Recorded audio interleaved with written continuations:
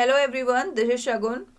आज मैं लेकर आई हूँ कुछ इम्पोर्टेंट आर्टिकल्स जो कि आरआरबी के लिए तो बहुत ही ज़्यादा इम्पोर्टेंट हैं ही, साथ में एसएससी सीएचएसएल और तुम्हारा ये सीजीएल इनके लिए भी इम्पोर्टेंट है। अब क्योंकि ये कुछ आर्टिकल्स हैं जो प्रीवियस ईयर में पूछे गए हैं अभी तक, तो इसलिए आरआरबी के लिए तो बहुत ही ज़्यादा इम्पोर्टेंट होने वाले हैं।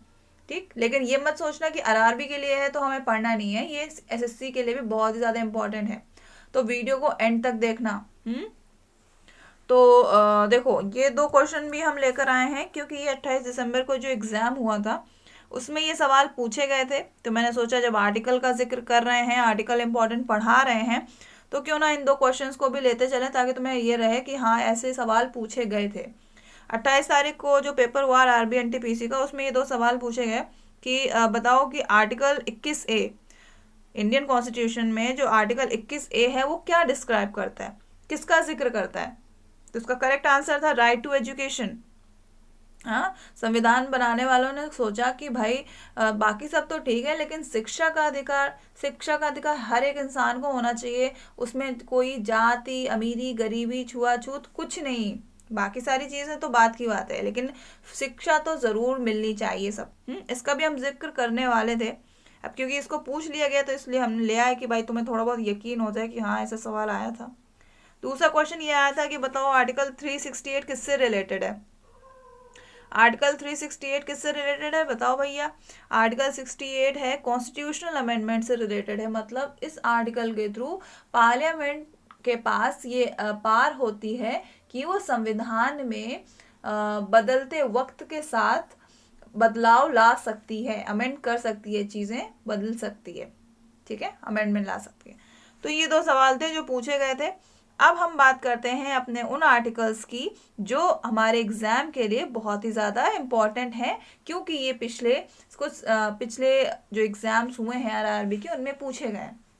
अब आर्टिकल 1 तो नहीं पूछा गया है, लेकिन क्योंकि अगर हम आर्टिकल की शुरुआत कर रहे हैं तो हमें पता होना चाहिए कि पहला आर्टिकल आखिर किसके बारे में बात करता है ना। और इसके साथ साथ तुम्हें ये भी पता होना चाहिए कि संविधान में कितने भाग हैं, कितने आर्टिकल हैं और कितने शेड्यूल हैं। और देखो 22 पार्ट है, कहीं कहीं पर तुम्हें देखने को मिलेगा 25। वो इसलिए देखने को मिलेगा क्योंकि सब पार्ट्स बना देते हैं ना। जैसे मान लिया 15A 15B इस तरह से, तो उनको अगर ऐड करोगे तो 25 होंगे, अदरवाइज 22 पार्ट ही हैं और 395 आर्टिकल्स हैं।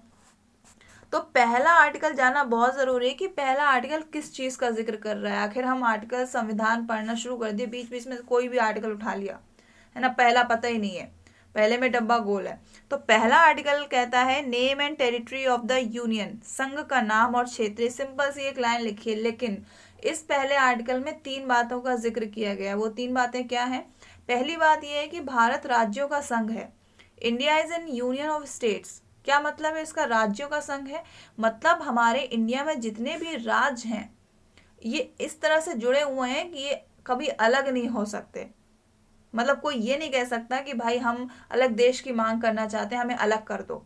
ये इतने मजबूती से जुड़े हुए हैं। अब जैसे USA, United state of America, यहाँ पर जो राज्य है 50 राज्य हैं और उन 50 राज्यों का अपना अलग अलग संविधान है, अपना अलग झंडा है, उनके अपने अलग अलग नियम कानून हैं, लेकिन वो मिलके हैं, मतलब मिलके उन्होंने एक संघ बनाया है, एक ग्रुप बना लिया है। तो इसीलिए उनको बोला है यूनाइटेड स्टेट ऑफ अमेरिका। वो फेडरल स्टेट्स हैं, मतलब उनका अपना सब कुछ अलग अलग है। कहने का वो पूरे यूएस में आते हैं लेकिन उनका सब नियम कानून सब अलग है। लेकिन हमारे इंडिया में है किसी का संविधान अलग, किसी का संविधान अलग नहीं है। हालांकि जम्मू कश्मीर का था, वो भी भैया हटा दिया गया कि भाई तुम भी हमारे यहाँ शामिल हो जा, बहुत होगी तुम्हारी। तो हमारे यहाँ कोई भी राज्य अपना अलग संविधान नहीं चलाता है, सब अपना एक ही है हमारे इंडिया का, वही सब फॉलो करते हैं, एक ही झंडा है, उसी को सब सम्मान देते हैं। ये बात लिखी। हमारे राज्य जो है इतने मजबूत हैं जिनको कोई भी तोड़ नहीं सकता। फिर दूसरी बात यह है कि भारत में राज्यों का जिक्र। अब देखो, भारत में राज्य हैं तो कैसे पता चलेगा हमारे यहाँ कौन से राज्य हैं और क्या क्या नाम है। तो कहा कि जाओ भैया पहली अनुसूची में चले जाओ, हम तुम्हारी कॉल डाइवर्ट कर रहे हैं, फर्स्ट शेड्यूल में आप जाइए, वहां पर आपको भारत में जितने भी राज्य हैं उनकी संपूर्ण जानकारी मिल जाएगी, उनके नाम वगैरह सब पता चल जाएगा। ठीक। तीसरी बात उसमें लिखी थी कि भारत में जितने भी राज्य हैं उन्हें 3 भागों में मतलब डिवाइड किया गया है। जैसे स्टेट है, यूटी है और अर्जित क्षेत्र। मतलब देखो स्टेट पॉपुलेशन के हिसाब से उनके ग्रोथ के हिसाब से उनको डिवाइड कर दिया गया, स्टेट्स में कर दिया गया पॉपुलेशन के हिसाब से, यूनियन टेरिटरीज कुछ बना दी गई है ना। अर्जित क्षेत्र आज के टाइम में एक भी नहीं है। अर्जित क्षेत्र वो होते हैं जैसे कि फॉर एग्जांपल तुम्हारे पाकिस्तान में जो बलूचिस्तान है वो अपना अलग देश की मांग करता है, कल को इंडिया कह दे कि भैया आज हम तुम्हें इंडिया में शामिल कर लेंगे, है ना, तो ये अर्जित क्षेत्र में आएगा। तो हालांकि देखो संविधान लिखने वालों के पास इतना दिमाग था कि फ्यूचर में ऐसी कुछ सिचुएशन क्रिएट हो सकती है, तो उन्होंने ऐसा इंक्लूड कर दिया है। फिलहाल अभी तक ऐसा कोई अर्जित क्षेत्र नहीं है। तो इन 3 बातों का जिक्र आर्टिकल 1 में किया गया है। तो ये पता होना चाहिए, अगर हम अगर पॉलिटी पढ़ रहे हैं तो एटलीस्ट पहला आर्टिकल क्या कहता है ये हम सबको पता होना चाहिए। ठीक है, चलो भाई, पहले आर्टिकल की बात तो हो गई। अब आर्टिकल दूसरा क्या कहता है इसको तुम्हें नहीं जानना है ना। अगर बहुत तुम्हें दिली इच्छा हो तो जान लेना बाद में। फिलहाल अभी देखो कि आर्टिकल नंबर 3 क्या कहता है। आर्टिकल नंबर 3 कहता है formation of new states and alteration of areas, boundaries और नेम्स ऑफ एग्जिस्टिंग स्टेट्स। नए राज्यों का गठन और मौजूदा राज्यों के क्षेत्रों, सीमाओं या नामों का परिवर्तन। समझ रहे हो कि अगर कोई राज्य अपनी सीमा बढ़ाना चाहता है, सीमा वो नाम लड़की वाला सीमा नहीं, मतलब अपनी जो क्या बोलते हैं एरिया बढ़ाना चाहता है। जैसे मान लिया उत्तर प्रदेश कहता है कि भैया हमारे पास जितना क्षेत्रफल है उतने से हम संतुष्ट नहीं, हमारे यहाँ आबादी बहुत है, तो हमको थोड़ा सा मध्य प्रदेश का हिस्सा दे दो, थोड़ा सा बिहार का दे दो, तब थोड़ा चलेगा, है ना। अगर ऐसा कुछ चाहता है तो भाई वो आर्टिकल नंबर 3 में इसका जिक्र किया गया। और अगर वो अपने मतलब नाम बदलना चाहता है राज्य का, या फिर अलग कोई, जैसे कि हमारा जो ये उत्तराखंड अलग हो गया उत्तर प्रदेश से, तो अलग राज्य की मांग की हो गई होगी ना। तो इन्होंने अलग राज्य की मांग किस आर्टिकल के थ्रू की? आर्टिकल नंबर 3 में लिखा था, इसलिए उन्होंने अपने अलग राज्य की मांग की।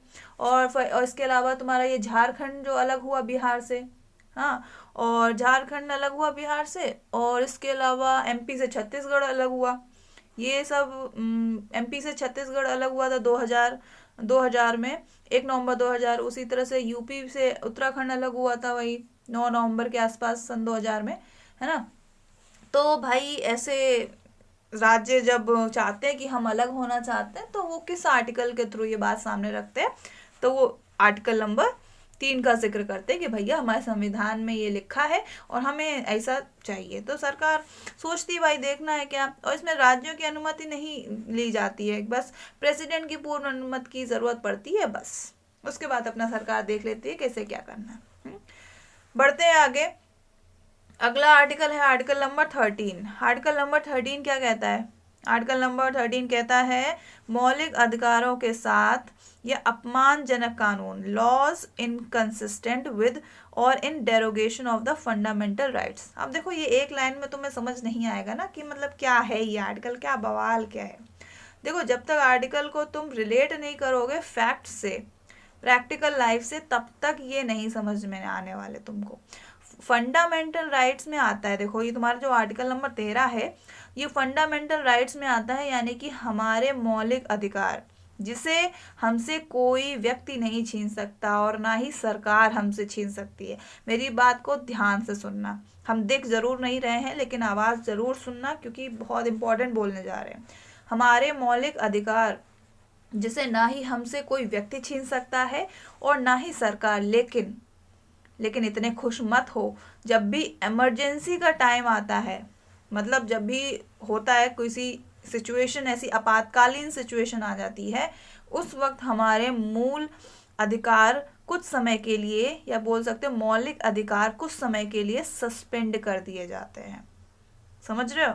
तो ये किस आर्टिकल के थ्रू किया जाता है? ये आर्टिकल 13 के थ्रू किया जाता है। आर्टिकल 13 कहता है आपकी आज़ादी है, लेकिन तब तक जब तक किसी को तकलीफ ना हो। समझ रहे हो? जैसे कि फॉर एग्जांपल अभी कोविड-19 की सिचुएशन है, लॉकडाउन लगा था, तो मौलिक अधिकारों को सस्पेंड ही तो किया गया था। अब तुम कहोगे चलो भैया हमारा फंडामेंटल राइट है, हम घूम सकते हैं, हम यहाँ जा सकते हैं, वहाँ जा सकते हैं। भैया मर जाओगे, हैं, तुम्हारे भले के लिए बोले जा रहे हैं, तुम्हारी स्वास्थ्य, तुम्हारी हेल्थ भी हमारे लिए यानी कि सरकार के लिए इम्पोर्टेंट है, इसलिए तुम्हारे जो राइट्स हैं उनको सस्पेंड किया गया है। तो चुपचाप घर में बैठो, अभी मौलिक अधिकारों का झंडा मत गाड़ो आके सड़क पे निकल के, है ना, समझ रहे हो बात। तो ये था तुम्हारा आर्टिकल नंबर 13। आगे बढ़ते हैं, आर्टिकल नंबर 14 करता है इक्वालिटी बिफोर लॉ। भैया ये तो सबको पता होगा, कानून अंधा है। कहने का मतलब कानून अंधा है क्यों है भैया, क्यों पट्टी बंधी रहती है वो सफेद गुड़िया पे? पट्टी इसलिए बंधी रहती है, कहती भैया हम हिंदू, मुस्लिम, सिख, ईसाई, हमारे लिए कोई धर्म नहीं है और ना ही कोई जाति, हमारे लिए कोई पंडित नहीं है, कोई ठाकुर नहीं है, सब बराबर है ना। हमारे लिए अपराध अगर सलमान खान करेंगे तो भी सेम सजा मिलेगी, और अपराध एक गरीब इंसान भी करेगा जिसके पास कुछ नहीं है, उसे भी बराबर सजा मिलेगी। ये ऐसा कुछ नहीं है, समझ रहे हो, इक्वालिटी बिफोर लॉ। तो समझ में आ जाना चाहिए, सबसे आसान है। बाकी इसके बाद आर्टिकल 15 तो पूछा नहीं जाता है इतना, लेकिन आर्टिकल 15 तुम्हें पता होगा, मूवी देखे हो ना देखे हो, आयुष्मान खुराना देख लेना, अच्छे से पता चल जाएगा, जिंदगी में नहीं भूलोगे आर्टिकल 15 क्या है। अगला आर्टिकल है आर्टिकल नंबर 16। आर्टिकल नंबर 16 कहता है भैया कि equality of opportunity in matters of public employment. ये तो बड़ा टची मुद्दा है। सार्वजनिक रोजगार के मामलों में अवसर की समानता, सरकारी नौकरी में सबको समानता मिले, इसका जिक्र कहाँ किया गया है? आर्टिकल नंबर 16 में। सबको समानता है, लेकिन कास्ट, जेंडर, प्लेस के बेसिस पे पॉजिटिव रिजर्वेशन दिया जाता है। आर्टिकल नंबर 16 कहता है कि भैया सरकारी नौकरी में समानता तो है, लेकिन समानता के साथ साथ जाति, धर्म, जो हमारा जेंडर इशू, प्लेस, इन सब के बेसिस पे थोड़ा बहुत पॉजिटिव रिजर्वेशन दिया जाएगा। क्यों दिया जाएगा? अब भाई ये तो रिजर्वेशन का जो मुद्दा है, इसको कुछ लोग नेगेटिव ले लेते हैं, जिनको नहीं मिलता है वो नेगेटिव ले लेते हैं, जिनको मिलता है वो कहते हैं बहुत बढ़िया बहुत बढ़िया। अब देखो ऐसा नहीं है कि जिनको नहीं मिलता है उनके साथ अत्याचार या फिर उनके साथ पार्शियलिटी हो रही है, ऐसा कुछ नहीं है। अगर आपको आगे नहीं बढ़ाया जा रहा है तो आपको आरक्षण के थ्रू पीछे भी नहीं किया जा रहा है। आरक्षण सिर्फ उन लोगों के लिए है जो बेचारे उठ भी नहीं पा रहे हैं, उनको सिर्फ उठाया जा रहा है ताकि वो भी आपके सामने खड़े होने के काबिल हो सके, है ना, एक स्तर समान हो सके। जो मान लिया जो इंसान बहुत गरीब है लेकिन दिमाग बहुत है उसमें, अगर सरकार उसको थोड़ा सा उंगली पकड़ लेगी, थोड़ा सा उसको चलना सिखा देगी, थोड़ा सा पुश दे देगी, तो वो उस काबिल बन जाएगा ना, वो आपके लेवल पे खड़ा हो सकता है ना। यही तो संविधान बनाने वाले चाहते थे कि हमारे देश में समानता रहे, इक्वालिटी रहे, है ना, किसी भी प्रकार का भेदभाव ना रहे। तो आर्टिकल नंबर 16 यही कहता है कि भैया नौकरी में समानता है, लेकिन एक पॉजिटिव रिजर्वेशन भी है, जिसको कुछ लोग नेगेटिव समझते हैं, जिनको नहीं मिलता है। तो जिनको नहीं मिलता है वो बिल्कुल चिंता ना करें, क्योंकि ये बिल्कुल भी पार्शियलिटी नहीं है। बस ये समझ लो कि तुम्हारे गरीब दोस्त या फिर जो बेचारे जिन तक फैसिलिटी नहीं पहुंच पाती है, उनके लिए थोड़ा सा एक पॉजिटिव कदम है सरकार की तरफ से, उनको आगे बढ़ाना, आपसे आगे नहीं बढ़ाना, वो आपके लेवल तक वो आए, है ना, समाज में उनको कोई नीचा ना दिखा सके, उनकी भी कद्र हो जिस तरह से आपकी होती है। ठीक है, अब देखो यहाँ पे मैंने तुम्हें बताया था कि जात पात बहुत होता है, जेंडर, स्त्री, मतलब मेल फीमेल में भैया कहा जाता है फीमेल को मतलब जॉब्स वगैरह में इतनी ज़्यादा अपॉर्चुनिटी नहीं मिल पाती, जिसकी वजह से उनको भी, फीमेल्स को भी थोड़ा बहुत रिजर्वेशन दिया जाता है कि भाई चलो तुम्हें रिजर्वेशन दे देंगे तो तुम बराबरी कर सकोगे, है ना। और प्लेस, कुछ जगह ऐसी होती हैं जहाँ पर बिल्कुल भी इलेक्ट्रिसिटी नहीं, किसी भी प्रकार की कोई सुविधाएं नहीं है। तो अगर तुम ही बताओ, अगर वहाँ पर जाकर सरकार उनको थोड़ा सा हाथ बटा देगी, तुमको थोड़ी सी हेल्प कर देगी, तो क्या वो तुमसे आगे बढ़ जाएंगे? तुम्हारे साथ कोई पार्शियलिटी हो जाएगी? नहीं होगी। तुम तो एसी में रहते हो, अगर उनको जरा सा रिजर्वेशन मिल जाएगा तो क्या भैया तुम्हें एसी की हवा तुम्हें गर्म निकलने लगेगी? नहीं ना। तो समझो बात को, रिजर्वेशन को पॉजिटिव लो, नेगेटिवली नहीं, समझ के। आर्टिकल 16 हो गया। अब आर्टिकल नंबर 17 देखो, एबॉलिशन ऑफ अनटचेबिलिटी। ये जो छुआछूत वाली जो धारणा ना है हमारे समाज में, ये संविधान बनाने वाले तो चले गए, लेकिन ये जो मेंटालिटी है ये नहीं अभी तक गई है। और भगवान न जाने कि कब तक ये जाएगी। तो भैया ये तभी जा सकती जब हमारा समाज पढ़ा लिखा हो, हमारा समाज सब हो, सिविलाइज्ड हो, तभी ये सारी चीज़ें मिट सकती हैं, अदरवाइज नहीं हो सकती हैं। तो इसके बारे में हम ज़्यादा नहीं बोलेंगे, बस इतना जान लो जो ये अबॉलिशन ऑफ अनटचेबिलिटी है इसका जिक्र आर्टिकल नंबर 17 में किया जाता है कि कोई भी समाज में किसी भी प्रकार का भेदभाव, छुआछूत, जाति से, किसी के धर्म से नहीं होना चाहिए। ठीक है, देखने को मिलता है आज भी हमारे यहाँ, लेकिन अभी क्या कर सकते हैं। कभी देखे हो कि जो है हमारे घर में किसी SC ST को घर में पूजा करा रहा हो, पंडित बन के बैठा हो, कभी देखे हो? नहीं। हालांकि ऐसा नहीं है कि भैया वो भी तो भगवान का बनाया हुआ आड़मास का मनुष्य है ना, उसको ज्ञान है, वो भी तो तुम्हारे घर में तो पूजा करवा सकता है, कथा करवा सकता है, लेकिन नहीं होता है, क्योंकि समाज में उसको इतना सम्मान, उसको इतना दर्जा ही नहीं दिया जाता है। तो ये चीज़ है जो कि संविधान में लिखी कि भाई आपको इस तरह का व्यवहार, इस तरह के जो विचार अपने मन में बिल्कुल भी नहीं लाने चाहिए। तो जितने भी लोग यहाँ मुझे सुन रहे हैं, कोशिश करें कि आप लोग एटलीस्ट इस तरह से ना करो। ठीक, ये हमारा आर्टिकल नंबर 17 इस बात का जिक्र करता है। आगे बढ़ते हैं, आर्टिकल नंबर 19। आर्टिकल नंबर 19 क्या कहता है भैया, बताओ। आर्टिकल नंबर 19 कहता है protection of certain rights regarding freedom of speech etcetera. भैया बोलने की आज़ादी तो हर किसी को है, और इसका जीता जागता जो तुम्हारा उदाहरण है वो कौन है? वो है तुम्हारी मीडिया। मीडिया इसका जीता जागता उदाहरण है। जो बनाता है बोलती है, क्योंकि उसको क्या है, बोलने की आज़ादी है, फ्रीडम ऑफ स्पीच है। Protection of certain rights regarding freedom of speech, जिसमें लिखा है बोलने की स्वतंत्रता आदि से संबंधित कुछ अधिकारों का संरक्षण। ठीक है, तो अब इसके बारे में ज़्यादा क्या ही बताएं तुमको, बस ये समझ लो, अगर पूछा जाता है फ्रीडम ऑफ स्पीच का जिक्र किस में है तो आर्टिकल 19 में है।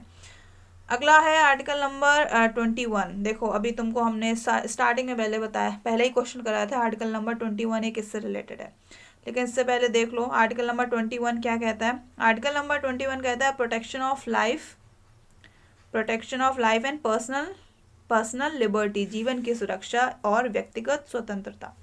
मतलब सरकार हमारे हेल्थ का भी पूरा ख्याल रखती है।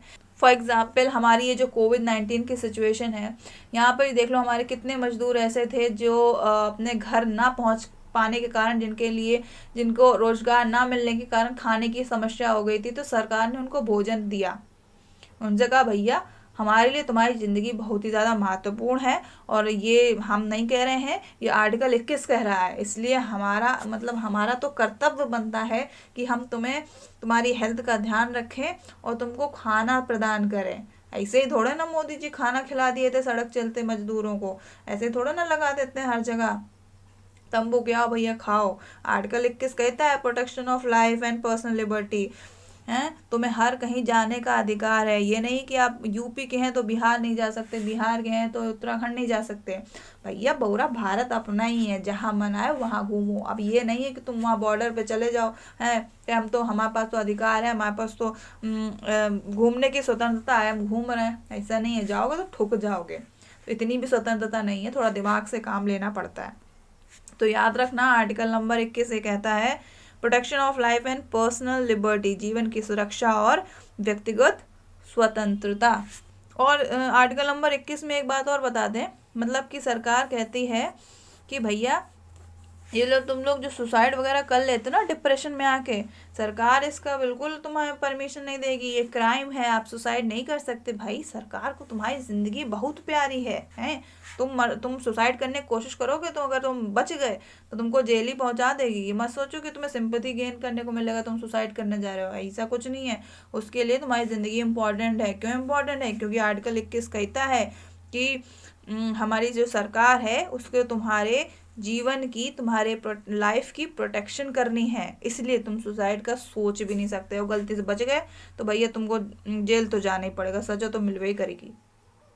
ठीक, फिर आर्टिकल नंबर 21 से कहता है right to elementary education. Starting में मैंने तुम्हें बताया था आर्टिकल नंबर 21A ये ऐड किया गया है मतलब ये अमेंडमेंट किया गया था, 86 अमेंडमेंट किया सन 2002 में, जहाँ पर ये ऐसा इंक्लूड किया गया कि भैया बाकी सब तो ठीक है, जीने का अधिकार और घूमने का अधिकार है ना, बोलने की आज़ादी, ये सब तो ठीक है, लेकिन इसके साथ साथ 6 साल से 16 साल के बच्चों को भैया फ्री में एजुकेशन भी देना चाहिए। क्या पता बहुत से ऐसे बच्चे हैं जो नहीं, जिनको शिक्षा नहीं प्राप्त हो रही है, कुछ आर्थिक स्थिति खराब होने के कारण। तो हमें ऐसा करना चाहिए कि हम एटलीस्ट 6 साल से लेकर 14 साल के बच्चों को फ्री शिक्षा प्रदान करें। जैसे हमारे प्राइमरी स्कूल्स हैं ना, यहाँ पे बच्चों को फ्री में खाना मिलता है, ड्रेस मिलती है, उनके मतलब खाना इसीलिए मिलता है क्योंकि सरकार को उनके जीवन का ध्यान भी रखना है ना। और क्योंकि आर्टिकल नंबर 21 ये कहता है कि भैया फ्री में शिक्षा भी देनी है, इसीलिए फ्री में बच्चों को शिक्षा दी जाती है प्राइमरी स्कूल में, है ना। तो दी जाती है भैया, ये तो कहने की बातें हैं, कितनी दी जाती है ये तो प्राइमरी के मास्टर ही जाने। चलो भैया आगे बढ़ते हैं। आगे है हमारा आर्टिकल नंबर 25। देखो आर्टिकल नंबर 25 क्या कहता है, freedom of conscience and free profession practice and propagation of religion, अंतरात्मा की स्वतंत्रता और मुफ्त पेशा अभ्यास और धर्म का प्रचार। अब देखो भैया इसका उदाहरण, तुम्हारे घर में मान लो अखंड रामायण का पाठ हो रहा है, माइक वाइक स्पीकर लगवा देते हो, पूरा मोहल्ला भर को सुनाते हो। क्या तुमको कोई मोहल्ले वाला शिकायत करने आता है कि भैया इसको बंद करो, हैं तुमको हम तुम्हारी शिकायत कर देंगे अभी जेल में? कोई पुलिस वाला आता है तुम्हारे घर में? नहीं आता है। क्यों नहीं आता है? क्योंकि भैया हमें आर्टिकल नंबर 25 कहता है कि हमारे पास ये आज़ादी है कि हम अपना जो ये जो धर्म है, हमारा रिलीजन है, इसका पूर्ण रूप से खुले से इसका क्या अभ्यास कर सकते हैं, प्रचार कर सकते हैं। हमें कोई इस बात के लिए हमें कोई भी सजा नहीं दे सकता है। हमारे संविधान निर्माता हमको ये अधिकार दे गए हैं कि हम चाहे अखंड रामायण कराएं, चाहे वो भागवत होती है ना गांव में, भागवत करवाएं या चाहे कुछ करवाएं। हमारा जो ये गणेश चतुर्थी पे जो ये गणेश जी की मूर्ति निकलती है विसर्जन के लिए, पूरा सड़क घेर लेते हैं, कोई पुलिस वाला रोकता है? कोई नहीं रोकता। इसके अलावा वो तो हमारी सेफ्टी के लिए लगा देते कि भैया भीड़ हो रही, कहीं लड़ाई दंगा ना हो जाए। ये हमारा मूर्ति विसर्जन होता है, हमारा ये दुर्गा पूजा होता है, कोई रोकता है? नहीं रोकता। काहे नहीं रोकता? आर्टिकल 25 जो है, हमारी आज़ादी जो है, ढोल मंजीरे पीटने की सड़क पे, जय दुर्गा करने की, और बम्बोले भी करते हो। जो शंकर जी के भक्त हैं, गणेश जी के भक्त हैं, दुर्गा जी के भक्तिन हैं, तो भाई ये सब चीज़ें, तो इन सब का जिक्र आर्टिकल नंबर 25 में किया गया है। अब आते हैं आर्टिकल नंबर 37 पे। देखो भैया ये आर्टिकल हल्के में बिल्कुल मत लेना, बहुत इंपॉर्टेंट है और इससे बाहर कोई आर्टिकल पूछा नहीं जाएगा, इसकी गारंटी हम देते हैं। Article number 37। देखो भैया ये आर्टिकल ना, ये भाग 4 का आर्टिकल है और भाग 4 में DPSP है, directive principle of state policy. 36 article 36 से लेकर 51 तक जो आर्टिकल्स हैं उनका जिक्र संविधान के भाग 4 में किया गया है। और ये भाग 4 DPSP कहाँ से लिया गया है? ये आयरलैंड के संविधान से लिया गया है। और देखो UPSC में सवाल ये भी आया था कि भैया बताओ कि आयरलैंड का ये ओरिजिनल संविधान है या फिर उन्होंने भी कहीं से चेपा था, मेरा मतलब कॉपी किया। तो कहा भैया इन्होंने भी स्पेन से लिया था। अब बोलोगे क्या स्पेन का ओरिजिनल था कि इन्होंने भी कहीं से टिप मार ली थी? नहीं, स्पेन का अपना ओरिजिनल था। हमारे इंडिया ने इनको लिया था, DPSP का कुछ पार्ट लिया था, पूरा ही नहीं कॉपी कर लिए थे, थोड़ा बहुत टैकल कर लिए थे। तो DPSP में कुछ ऐसे तत्व हैं जो सरकार जनता को देना चाहती है। सबके लिए शिक्षा, जैसे कि सबके लिए शिक्षा मुफ्त में, जो हमें अभी बताया आर्टिकल 21A के थ्रू।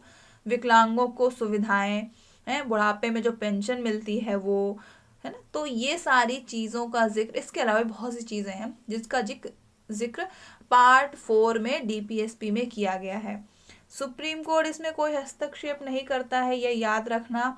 इसमें पूरा कंट्रोल होता है सरकार का। और एक बात और, ये सारी फैसिलिटीज़ आपको सरकार दे सकती है जब सरकार के पास खुद इतना पैसा हो कि वो ये सब सुविधाएं आप लोगों को प्रोवाइड करे। लेकिन अगर वो ये सुविधाएं आपको प्रोवाइड नहीं कर रही है, कल को आपको सब्सिडी नहीं मिल रही है, तो आप किसी के मतलब किसी भी कोर्ट में जाकर ये शिकायत दर्ज नहीं करा सकते कि हमको ये सब्सिडी नहीं दे रहे हैं, हमको राशन नहीं मिल रहा है और हमको ये सब सुविधाएं नहीं मिल रही हैं, तो आप क्लेम नहीं कर सकते।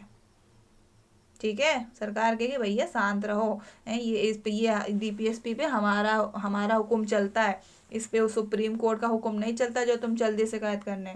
ठीक है, यही कारण है कि इसको पार्ट 3 में नहीं रखा गया है। क्यों नहीं रखा गया? क्योंकि अगर वहाँ रखा जाता तो भैया वहाँ तो सुप्रीम कोर्ट पूरा कंट्रोल रहता है, वहाँ पर तो वो तो मौलिक अधिकारों में आ जाएगा ना, तुम्हारे मूल अधिकार, तो उनका जो हनन होगा तो उसके लिए तो तुम सुप्रीम कोर्ट जा ही सकते हो। लेकिन यहाँ पर नहीं है। यहाँ पर ये बेसिकली हमारा जो डीपीएसपी है ये पब्लिक वेलफेयर के लिए है। कहने का मतलब लोक कल्याण, सामाजिक, आर्थिक, इन सब की बात करता है। समझ रहे हो बात को? तो ये डीपीएसपी में ही आर्टिकल 37 है, पार्ट 4 में, भाग 4 कह लो, पार्ट 4 कह लो, में मिलने वाली सुविधाएं अगर सरकार नहीं दे रही है, जैसे कि गांव में पेंशन, राशन बंटना, ये फ्री की शिक्षा, ये सब्सिडी अभी तुम्हें बताया, तो आप कोर्ट में जाकर इसकी शिकायत नहीं दर्ज करा सकते, ना ही इस पे मुकदमा कर सकते हैं। ये राज्य की इच्छा पर निर्भर करता है और यही कहता है हमारा आर्टिकल नंबर 37। संविधान का अनुच्छेद 37 ये घोषणा करता है कि डीपीएसपी किसी भी अदालत द्वारा लागू करने योग्य नहीं होगा, और लेकिन इसके तहत निर्धारित सिद्धांत देश के शासन में फिर भी मौलिक हैं और कानून बनाने में इन सिद्धांतों को लागू करना राज्य का कर्तव्य होगा। समझ रहे हो बात को कि हमारा आर्टिकल नंबर 37 क्या कहता है? आर्टिकल नंबर 37 ये कहता है कि बाई चांस सरकार आपको सुविधा नहीं दे पा रही है तो आप जाकर उसकी शिकायत नहीं कर सकते, कोई मुकदमा दर्ज नहीं करा सकते। ये जो भी सुविधाएं आपको दी जा रही हैं सरकार की इच्छा पर निर्भर है। ठीक, तो भाई आगे बढ़ते हैं। Article number 32। आर्टिकल नंबर 32 कहता है remedies for enforcement of fundamental rights including writs. देखो अब आर्टिकल नंबर 32 जो है, जो ये एक तरह से गारंटर है।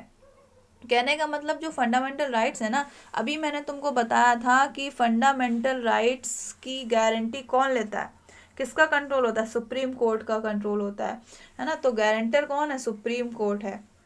समझ रहे हो? तो वही चीज़ यहाँ पर लिखी हुई है कि सुप्रीम कोर्ट के पास कुछ ऐसे आदेश होते हैं जिनका उपयोग वो कर सकता है अगर किसी भी फंडामेंटल राइट का वायलेशन हुआ है, उल्लंघन हुआ है। ठीक है, तो अब देखो यहाँ पे हम रिट्स होता है, सॉरी 5 रिट्स हैं। ठीक है, इनको जान लो, थोड़ा सा ऊपर थोड़ा सा जान लो। 5 रिट्स हैं जिसमें से पहला रिट कहता है कि पहला रिट है हेबियस कॉर्पस, और ये भी तुम्हें एग्जाम में डायरेक्टली पूछ लिए जाते हैं, तो ये रिट्स तो तुम्हें अलग से थोड़ा सा जान लेते हैं इसके बारे में। हेबियस कॉर्पस कहता है, ये पहला रिट है। देखो पहला दूसरा कुछ नहीं, आगे पीछे भी याद होगा तो चलेगा। इस रिट में लिखा है कि अगर किसी को गिरफ्तार कर लिया गया है, ठीक है, तो भैया जेल वाला जो वो है जेलर, वो 24 घंटे से ज़्यादा आपको गिरफ्तार नहीं कर सकता बिना किसी सबूत के आधार पर।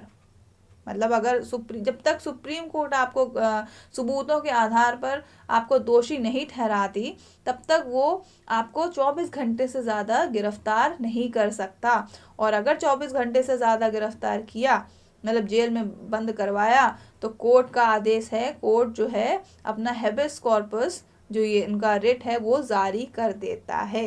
सुप्रीम कोर्ट या फिर हाई कोर्ट हो, ये दोनों ही ये रिट जारी कर सकते हैं। दूसरा है मैंडमस। मैंडमस को हिंदी में बोलते हैं परमादेश। कोर्ट आदेश देता है जब कोई सरकारी काम करने वाला व्यक्ति अपना काम सही से ना कर रहा हो, तो मैंडमस मतलब ये रिट जारी कर सकते हैं। यानी कि जो पब्लिक ड्यूटी होती है, अगर वो इंसान सही से नहीं कर रहा तो आप उसकी शिकायत कर सकते हो, लेकिन ये प्रेसिडेंट और गवर्नमेंट पे लागू नहीं होता है, ये भी याद रखना। तीसरा है हमारा क्यो वारंटो, यहाँ पर तीसरा प्रोहिबिशन।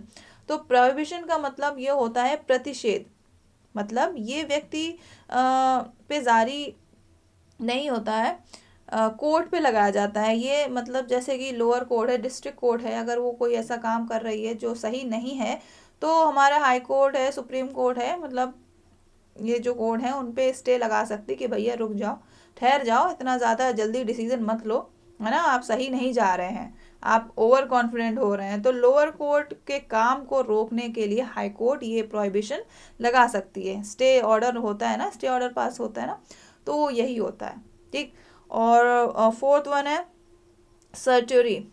तो इसका हिंदी में मतलब है उत्प्रेषण। जब कोई लोअर कोर्ट उल्लंघन करता है और फिर फैसला भी सुना दे, तो भैया सुप्रीम कोर्ट, हाई कोर्ट के पास, दोनों के पास ये अधिकार है कि वो ये इस रिट को, उत्प्रेषण रिट को जारी कर सकता है। और आखिरी है क्यो वारंटो। अब भैया ये इसका हिंदी मतलब है अधिकार प्रक्षा।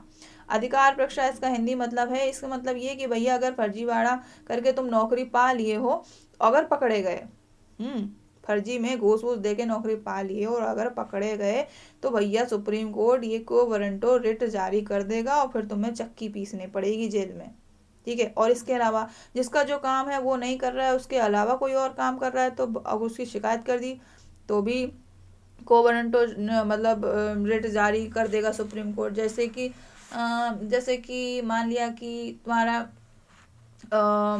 पुलिस वाले का काम, हाँ, जैसे कि ट्रेन में टिकट चेक करता है, टीटी का काम है। ठीक है, टीटी का काम है, और फिर आगे पुलिस वाले के लाओ टिकट दिखाओ, तो भैया जो जानता नहीं होगा, जो पढ़ा लिखा नहीं है, जिसने संविधान नहीं पढ़ा है, तो दिखा देगा चुपचाप कि लो भैया देख लो, हैं। और भाई जो पढ़ा लिखा है, जिसे पता होगा, जिसने आर्टिकल्स पढ़े, तो कहेगा ऐसे कैसे तुम देख रहे हो, तुम्हारा काम थोड़ा है टिकट चेक करना, टीटी को बुलाओ, हम देखेंगे टिकट चेक करवाएंगे। तो भैया ऐसा है, तो भैया उसको बता देगा देखो ऐसा है, को वारंटो है, सुप्रीम कोर्ट के पास ये अधिकार होता है कि तुम ऐसे काम करोगे तो तुमको अभी तुम्हारी नौकरी चली जाएगी, तो ऐसा काम ना करो। तो पुलिस वाला कहेगा भैया ठीक है, मन में सोचेगा ये पढ़ा लिखा आदमी है, रहने दो, समझ रहे हो। तो को वारंटो ऐसा होता है, फर्जीवाड़ा नौकरी किया हो, कोई घूस दे के नौकरी किया हो, तो भैया उसको पता लग गया, तो भैया तुम जेल चक्की पीसोगे, और अपना काम छोड़ के दूसरे काम में तुम ज़्यादा इन्वॉल्व। हाँ, अगर सिचुएशन बहुत ज़्यादा क्रिटिकल है, जहाँ पे आप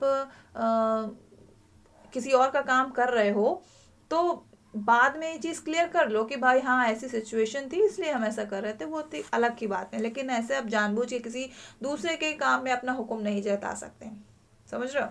कुछ होते भी हैं पुलिस वाले जो घूस वूस के चक्कर में अपना काम छोड़ के दूसरे का काम चले जाते हैं। ला भैया, आदमी डरा, इतना तो आदमी पढ़ा लिखा होता नहीं है ना, कुछ पैसा वैसा मिले तो इनका ऊपरी कमाई के लिए पहुंच जाता है, समझ रहे हो। आर्टिकल 32 क्या कहता है? आर्टिकल 32 मतलब ये कहता है कि हमारे जो सुप्रीम कोर्ट है उसके पास कुछ वो होती हैं, कुछ क्या बोलते हैं, कुछ आदेश होते हैं, कुछ रिट्स होते हैं, कुछ उपाय होते हैं जिनको वो यूज़ कर सकता है। निधियों सहित मौलिक अधिकारों के प्रवर्तन के लिए उपाय होते हैं। ठीक, रिट का मतलब आदेश होता है। आगे बढ़ते हैं भैया, आगे है article number 38, state to secure a social order for the promotion of the welfare of the people.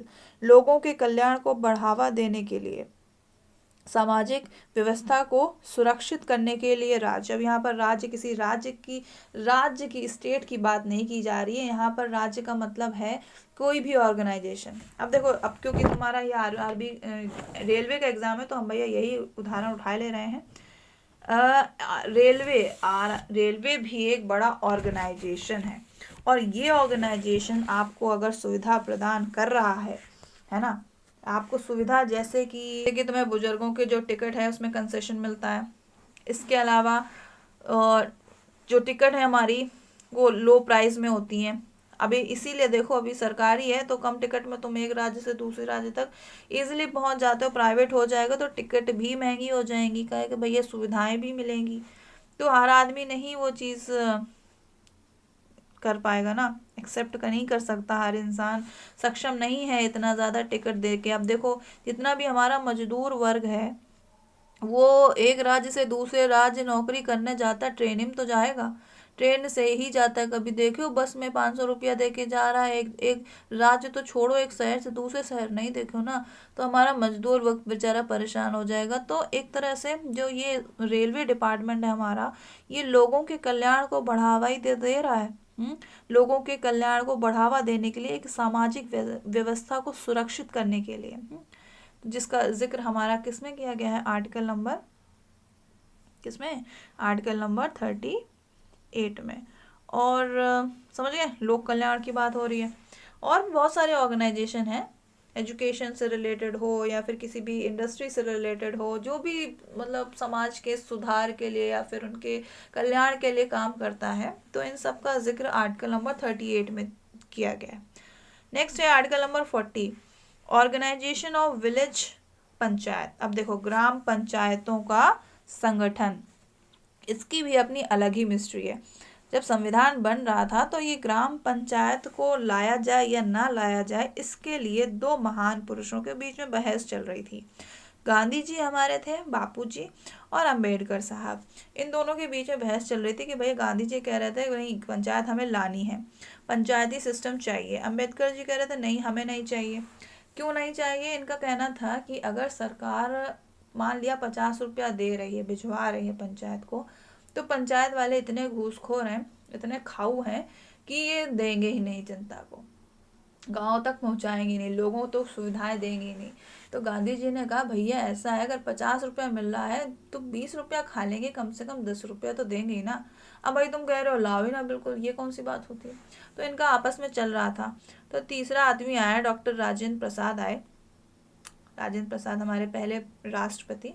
उन्होंने कहा ऐसा है, तुम लोग फालतू लड़ रहे हो, ऐसा करो कि पंचायत को रखो, ना तुम्हारी ना तुम्हारी, जो राज्य चाहेगा वो पंचायत लागू करेगा, और जो राज्य नहीं चाहेगा वो पंचायत लागू नहीं करेगा। वो राज्य सरकार पर छोड़ देते हैं। अगर उसको लगता है कि उसके राज्य में इस सिस्टम की ज़रूरत है, अगर उसको लगता है कि उसे ग्राम पंचायत की ज़रूरत है, तो वो उसको लागू करेगा, नहीं तो कोई बात नहीं। दोनों कहे हाँ तुम पतेगवाद किए हो भाई, चलो ठीक है, मान लेते हैं। तो भैया पहली बार इसको राजस्थान में लागू किया गया था, और वो भी कब, 2 अक्टूबर 1959। 2 अक्टूबर की तारीख चुने थे, क्योंकि गांधी जी अड़े पड़े थे पंचायत चाहिए पंचायत चाहिए, तो भैया याद रहे, है ना, इसीलिए 2 अक्टूबर को राजस्थान भैया सरकार ने इसको लागू किया गया था। लेकिन अभी आगे चल के एक और हम आर्टिकल बताएंगे, जहाँ पे तुम्हें क्या मिलेगा, ट्विस्ट मिलेगा, वो आगे चल के बताएंगे, थोड़ा सब्र करो। अब नेक्स्ट है आर्टिकल नंबर 44। आर्टिकल नंबर 44 क्या कहता है, uniform civil code for the citizen, नागरिकों के लिए समान नागरिक संहिता।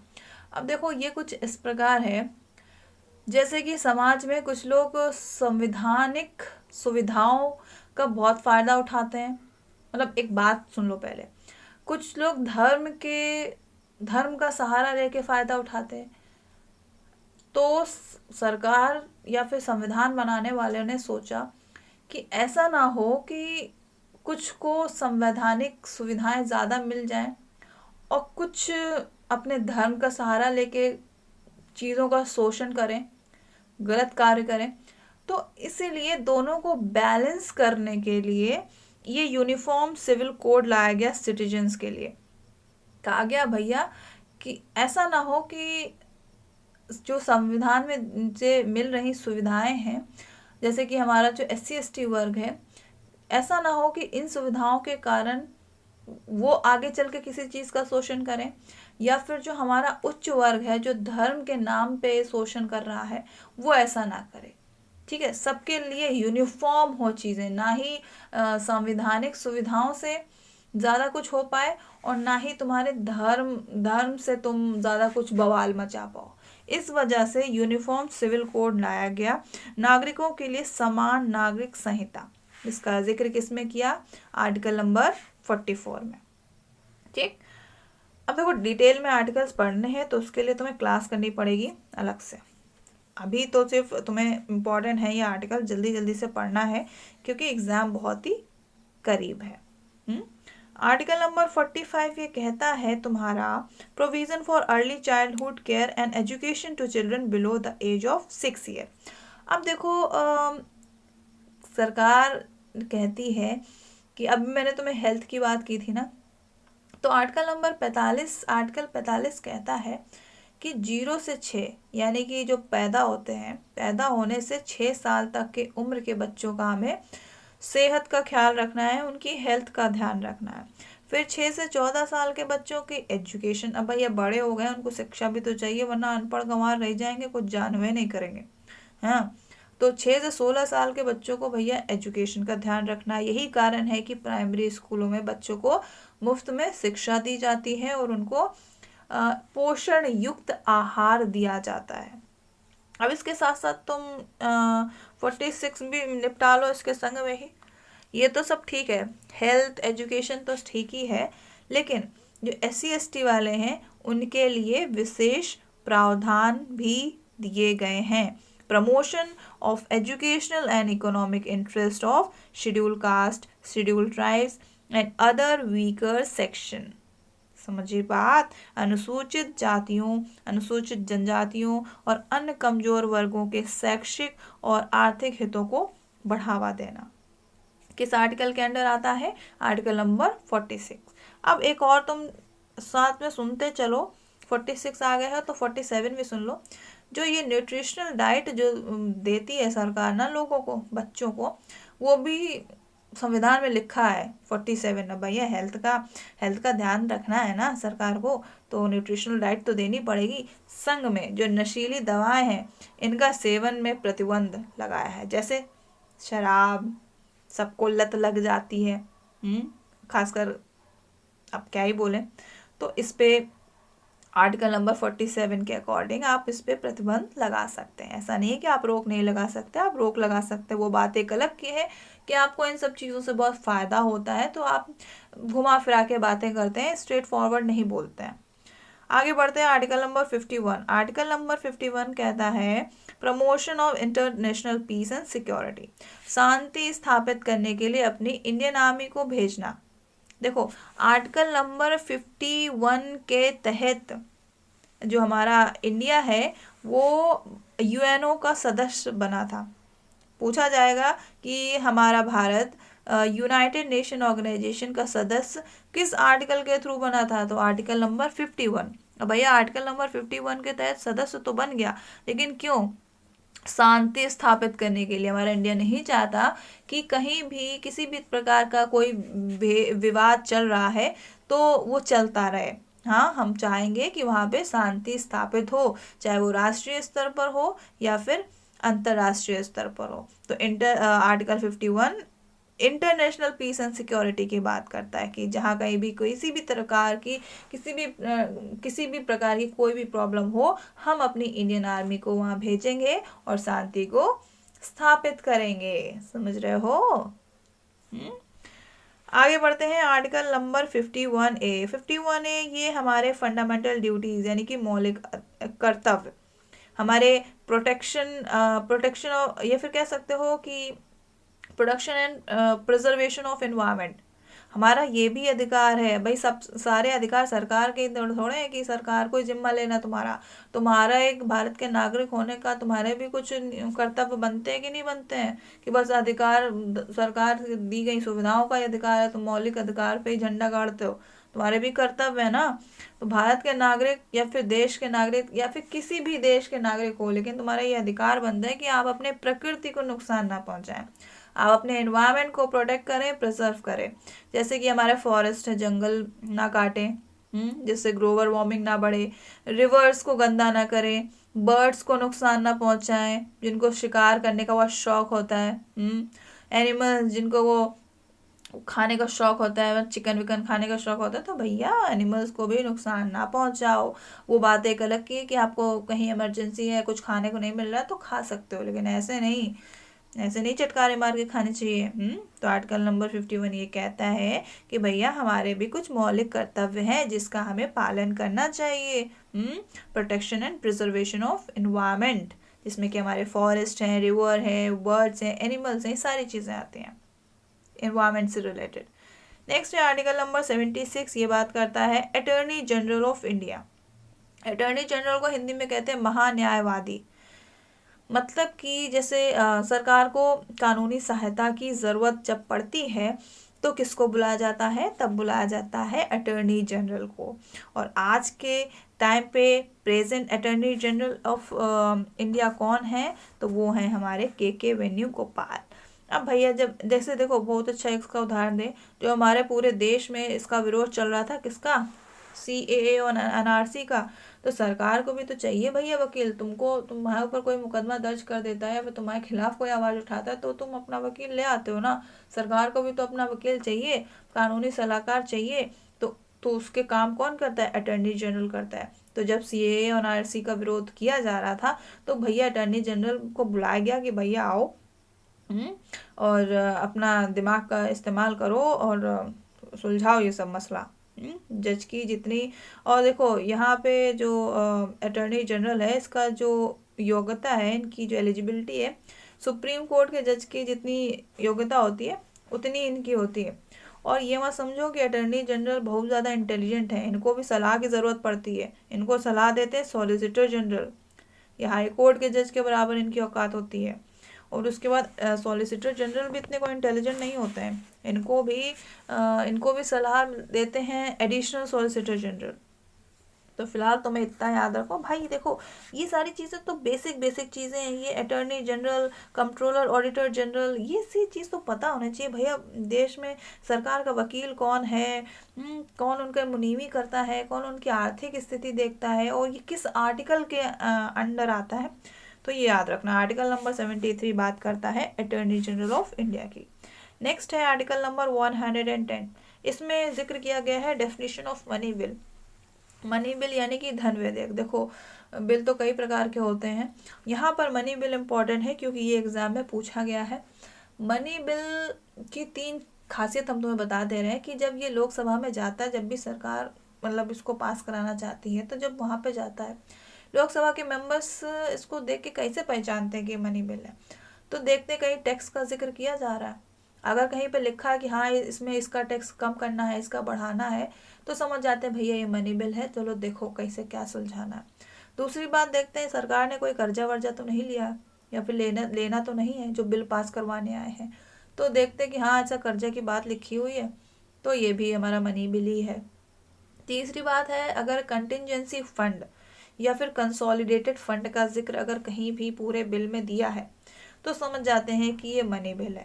कंटिजेंसी फंड जो होता है हमारा इमरजेंसी फंड होता है, और कंसोलिडेटेड फंड हमारा वो फंड होता है जो टैक्सेस के माध्यम से एक तरह से सरकार का बैंक अकाउंट, मतलब हमारे अकाउंट में पैसा होता है, हम भी सेव करते हैं, तो सरकार को भी तो, सरकार जो हमें सुविधाएं प्रदान करती है तो ये पैसा कहाँ से लाती है? उसका भी तो अपना बैंक बैलेंस होता है ना। समझ रहे हो? उनका भी अपना बैंक बैलेंस होता है, तो उनका अपना खुद का अकाउंट होता है। तो ये सब जनता का पैसा है। कंसोलिडेटेड फंड में जनता का पैसा होता है जो सरकार अलग अलग स्कीमों के माध्यम से या फिर अलग अलग सुविधाएं देने के माध्यम से उसका इस्तेमाल करती है। और कंटिजेंसी फंड होता है इमरजेंसी के वक्त पे कुछ बजट में रहकर ही कुछ फंड निकाला जाता है जिसको हम इमरजेंसी के टाइम पे यूज़ कर सकते हैं। तो अगर इन सब का जिक्र होता है तो भैया लोकसभा वाले समझ जाते हैं कि ये मनी बिल है, चलो देखा जाए। और जब लोकसभा में ये जाता है देन उसके बाद इसको लोकसभा के पास होने के बाद इसको राज्यसभा ले जाया जाता है। जब राज्यसभा से ये पारित हो जाता है, वो पास कर देते हैं, देन उसके बाद ये पास हो जाता है फाइनली। तो बात ये है कि एक बात इम्पोर्टेंट और है जो क्वेश्चन आता है एग्जाम में, कि राज्यसभा के पास सिर्फ 14 दिन का वक्त होता है कि भैया 14 दिन में अगर तुम पास कर दो तो ठीक है, वरना 15वें दिन तो हम मानेंगे कि तुमने पास ही कर दिया। हम तुमको इसलिए नहीं दे रहे हैं कि तुम इसमें कानून निकालो, हम तुमको ये बिल इसलिए दे रहे हैं कि भैया हम देख चुके हैं, अगर तुम्हें लग रहा है कुछ इसमें जोड़ सकते हैं या फिर कुछ घटा सकते हैं, कुछ एडिशनल तुम बताना चाहो, कुछ सुझाव दो तो ठीक है, वरना वापस करो।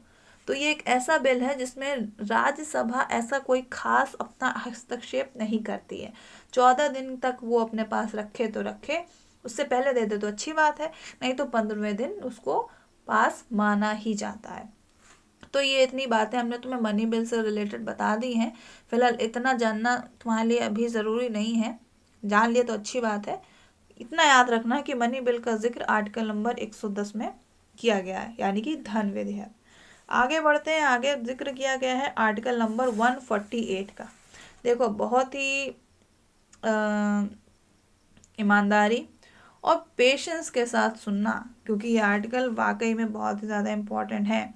आर्टिकल नंबर 148 कहता है controller and auditor general of India. अभी मैंने तुम्हें बताया था अटॉर्नी जनरल के टाइम पे, कंट्रोलर ऑडिटर जनरल यानी कि भारत के नियंत्रक और महालेखा परीक्षक, मतलब भी कहने का मतलब जो ये हमारा वित्त विभाग से रिलेटेड जो काम होता है, जैसे कि कहाँ पे कितना क्या खर्चा हुआ है, किससे कितना उधार लिया है, इन सब का जो लेखा जोखा होता है, ये सब कुछ करते हैं कौन?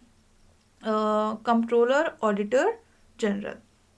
ये किस आर्टिकल में इनका जिक्र किया गया है? आर्टिकल नंबर 148 में। और तुम्हें हमें ये भी बताना है कि बताओ प्रेजेंट टाइम में कंट्रोलर ऑडिटर जनरल कौन है इंडिया के। और संग में ये भी निपटा लेते हैं कि इनके पास क्या पावर हैं, क्या ड्यूटीज़ हैं। तो इनकी जो पावर्स और ड्यूटीज़ हैं इनका जिक्र तुरंत ही इनके नेक्स्ट आर्टिकल में दे दिया गया है, आर्टिकल नंबर 149 में। ठीक है, सिंपल था। नेक्स्ट है आर्टिकल नंबर 155। ये भी बहुत सिंपल सा है, क्योंकि ये आया इसलिए ले आया, अपॉइंटमेंट ऑफ गवर्नर। अपॉइंटमेंट मतलब राज्यपाल की नियुक्ति का बात किस आर्टिकल में किया गया है? तो 155 में किया गया है। नेक्स्ट है article number 214, high court of for the states. राज्यों के लिए उच्च न्यायालय की अगर कोई भी राज्य अगर मांग कर रही है कि हमें अपना हाई कोर्ट चाहिए, तो वो किस आर्टिकल के थ्रू इतना शॉर्ट बोल सकते हैं? तो आर्टिकल 214 के थ्रू वो इस चीज़ की मांग कर सकते हैं। ठीक। Article number 226, power of high court to issue certain writs. अभी देखो मैंने तुम्हें जस्ट अभी 32 जब आर्टिकल बताया तो मैंने तुम्हें बताया कि रिट्स होते हैं, कुछ आदेश होते हैं जो हाई कोर्ट या फिर सुप्रीम कोर्ट के पास होते हैं, जिनको वो समय के साथ या फिर कुछ किसी कंडीशन के ज़रिए चलते वो उसको लागू कर सकते हैं। तो हाई कोर्ट के पास जो रिट जारी करने की जो शक्ति होती है उसका जिक्र आर्टिकल नंबर 226 में किया गया है। समझ रहे हो? सुप्रीम कोर्ट रिट जारी करती है और हाई कोर्ट भी रिट जारी करता है। तो कहीं ना कहीं ये बताया गया ना कि हम ये जो पावर है, तुम्हारी शक्ति है, इसका जिक्र कहाँ किया गया? अगर आर्टिकल नंबर 226 में ये ना लिखा हो तो हाई कोर्ट तो रिट जारी नहीं कर पाएगा, क्योंकि अब आर्टिकल 226 में ऐसा लिखा है तो वो रिट जारी करता है। अगला है article number 243B, constitution of panchayat. अब देखो तुम, अभी जब मैंने तुमको बताया था ना आर्टिकल नंबर 40, पंचायतों का गठन, तो अब ये देखो मैंने तुम्हें ट्विस्ट की बात की थी ना, तो ये है ट्विस्ट। 73rd अमेंडमेंट किया गया था, ये भाग 9 में है आर्टिकल के, मतलब संविधान के भाग 9 में है। आर्टिकल 243B ही नहीं बल्कि आर्टिकल 243 से लेकर 243O तक, इन पूरे आर्टिकल्स में नया जो पंचायती सिस्टम आया है उसका जिक्र किया गया है। पहले क्या था कि आर्टिकल 40 के थ्रू ये था कि जो राज्य सरकार चाहेगी वो अपने पंचायत सिस्टम लागू कर सकती है, जो नहीं चाहेगी वो नहीं लागू कर सकती है। लेकिन अब जब चेंज किया गया है तो उसमें ये लिखा है कि कुछ चीज़ें कंपलसरी कर दी हैं और कुछ चीज़ें वॉलेंट्री हैं। मतलब कंपलसरी ये है कि राज्य सरकार को ग्राम पंचायत के इलेक्शंस यानी कि चुनाव करवाने ही करवाने, और वॉलेंट्रीली कुछ चीज़ें ऐसी हैं जैसे कि कुछ नियम कानून अगर राज्य सरकार ग्राम पंचायत में बदलाव कर सकती है तो ये उसका अधिकार है कि आप अपने अकॉर्डिंग चेंजेस ला सकते हैं। लेकिन कुछ चीज़ें कंपलसरी है, जैसे कि आपको इलेक्शंस हर साल कंडक्ट करवाने ही करवाने हैं। ठीक है, तो ये कुछ चेंजेस लाए गए, अमेंडमेंट के थ्रू लाए गए। तो जिनका जिक्र किसमें है, ये ना ही सिर्फ 243B ही बल्कि ये पूरा 243 से लेकर 243 का पार्ट O, ABCD चलता है ना, तो पार्ट O तक पूरा ये पंचायती इंस्टीट्यूशन के बारे में जिक्र किया गया है, जिसमें से 243 कहता है कॉन्स्टिट्यूशन ऑफ पंचायत यानी पंचायतों का गठन। ठीक है, आगे बढ़ते हैं। Article number 262, adjudication of dispute relating to water of interstate reverse और रिवर वैलीज। अब देखो इसका तुम्हें एग्जाम्पल देते हैं। ये जो हमारी कावेरी नदी है ना, ये बड़ा बवाल मचा रही है। कैसे बवाल मचा रही है? जैसे कि 262 है ना, तो जो ये हमारी कर्नाटका में बहती है, पहले कर्नाटका में, फिर उसके बाद तमिलनाडु जाती है। तो कर्नाटका वाले, यहाँ पर पानी का बड़ा विवाद है। कर्नाटका वाले कहते हैं यार हमारे यहाँ पानी की इतनी कमी होती है, हम तुमको पानी नहीं देंगे। तमिलनाडु वाले कहते हैं भैया दे दो, हैं तुम पानी नहीं दोगे तो हमारे यहाँ वाले भूखे मर जाएंगे, प्यासे मर जाएंगे, सॉरी। तो इनके यहाँ ये डिस्प्यूट चलता रहता है। तो आर्टिकल 262 चाहता है कि राज्य और केंद्र सरकार के बीच में हारमोनियस रिलेशनशिप बने रहे, इनके बीच में किसी भी प्रकार का कोई भी इनका संबंध ना बिगड़े, है ना। इसलिए कुछ ऐसे आर्टिकल 262 के तहत कुछ ऐसे प्रावधान लाए गए हैं जिनके थ्रू सरकार इनके बीच में जो हो रहे डिस्प्यूट्स को सॉल्व करती है। समझ गए?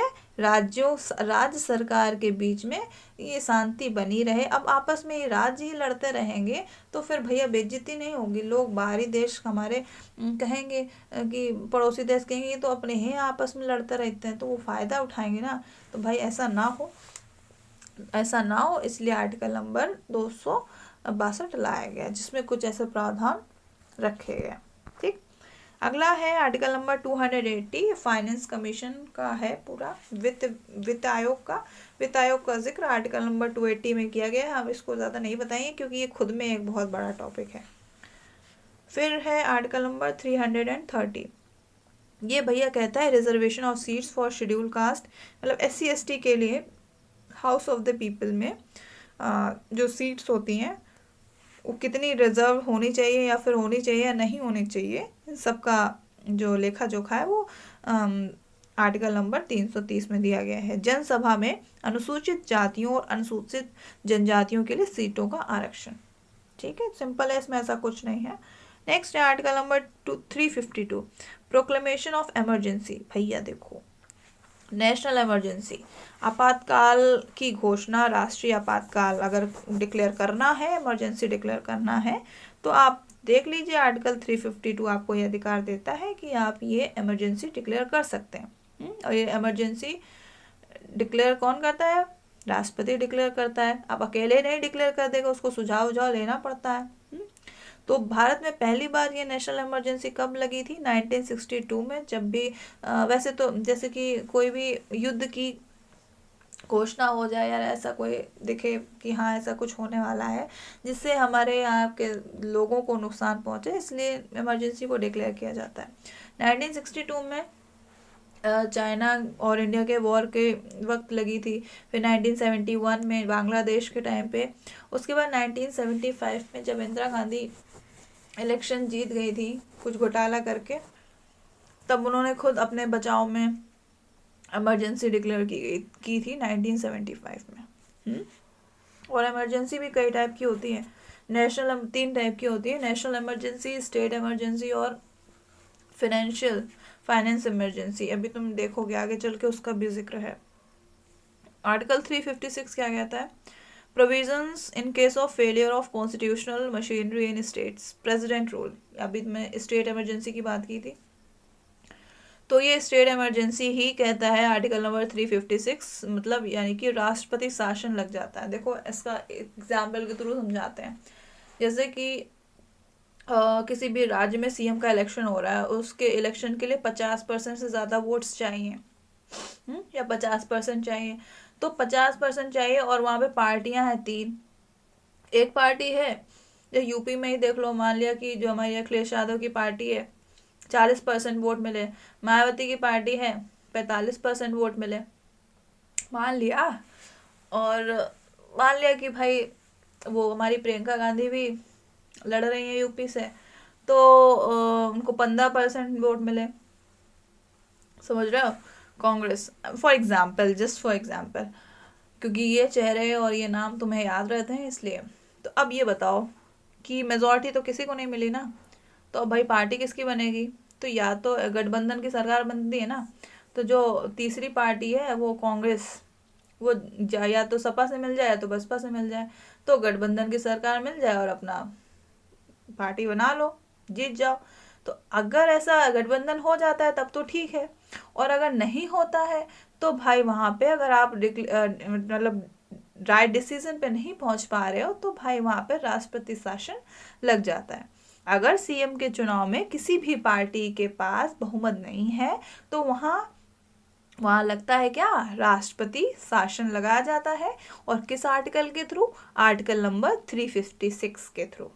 अभी महाराष्ट्र में जब ये उद्धव ठाकरे की जब ये जो सीएम बने हैं, इनके टाइम पे भी ये बड़ा लोचा हुआ था, तो यहाँ पर भी प्रेसिडेंट रूल कह सकते हो कि राष्ट्रपति शासन लगाया गया था।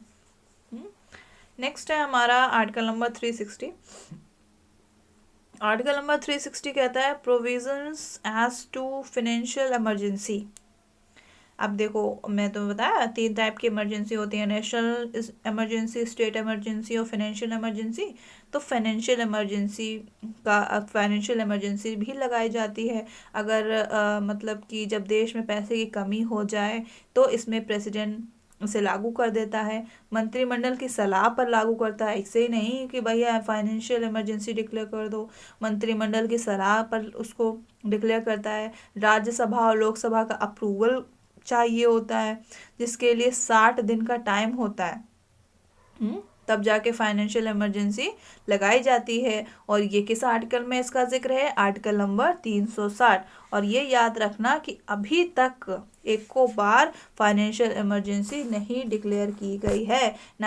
सब लोग जानते हो 1991 में भी फाइनेंशियल इमरजेंसी डिक्लेयर नहीं की गई थी, जब हमारे यहाँ देश की सिचुएशन, हमारी आर्थिक स्थिति बहुत ज़्यादा खराब थी। लेकिन तब हमारे एक बुद्धिजीवी सामने थे, हमारे फाइनेंस मिनिस्टर थे डॉक्टर मनमोहन सिंह, जो बोलते ज़रूर कम है लेकिन उनका दिमाग बहुत तेज चलता है। तो उनकी वजह से कुछ बच गए हम लोग, फाइनेंशियल इमरजेंसी नहीं लगानी पड़ी। कोविड-19 की सिचुएशन में भी चीज़ें अंडर कंट्रोल हो गई तो फाइनेंशियल इमरजेंसी नहीं लगानी पड़ी। तो अगर सवाल पूछा जाए कि देश में फाइनेंशियल इमरजेंसी कितनी बार लगाई है, तो 0/सन्नाटा, एको आने लगी। और फिर बढ़ते हैं आगे, आर्टिकल नंबर 368 कहता है power of parliament to amend the constitution and the procedure. अभी स्टार्टिंग में मैंने क्वेश्चन नंबर 2 बताया था जो हमें एग्जाम में आया, कि किस आर्टिकल के तहत पार्लियामेंट के पास ये पावर होती है कि वो संविधान में बदलाव ला सके, तो आर्टिकल 368 के तहत।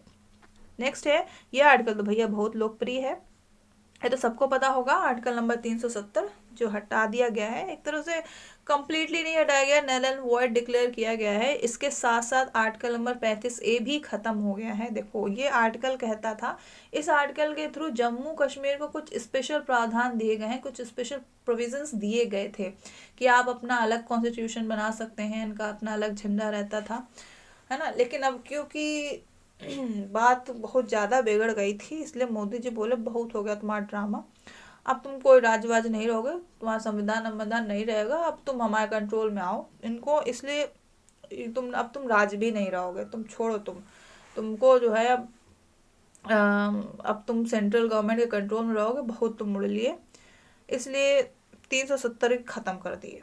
उसके साथ साथ 35A भी ख़त्म हो गया, समझ रहे हो।